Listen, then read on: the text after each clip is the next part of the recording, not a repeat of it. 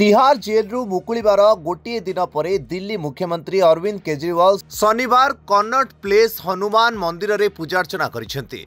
हनुमान मंदिर में पूजार्चना करने पर केजरीवाल दिल्ली स्थित आप मुख्यालय रे एक सांबादिक सम्मेलन में उद्बोधन देइछन्ते। सांबादिक सम्मेलन में केजरीवाल प्रधानमंत्री नरेंद्र मोदी उपर तीव्र आक्रमण करिसेंती। केजरीवाल कहिसेंती प्रधानमंत्री मोदी आप दल को भांगी देवाकू चाहुछन्ती एवं दलर 4 जण नेतांकू एककालीन जेल को पठाई दैछन्ते। मोदी जड़े एकछत्रवादी शासक एवं बीजेपी पुणी थरे क्षमता को फेरिले समस्त विरोधी दल नेता जेल रे रहिबे।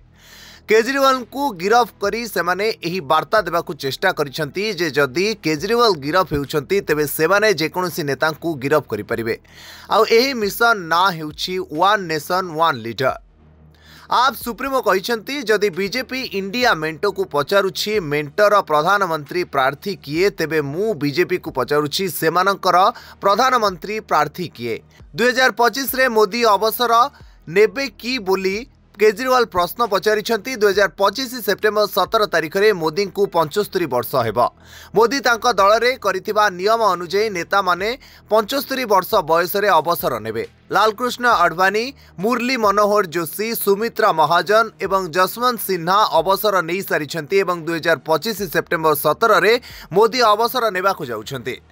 तेबे जदि पुणी थरे बीजेपी सरकार गठन हुए ताहले सेमाने प्रथमे उत्तर प्रदेश मुख्यमंत्री योगी आदित्यनाथ को हटाइबे एवं अमित शाह को देशर प्रधानमंत्री करिवे।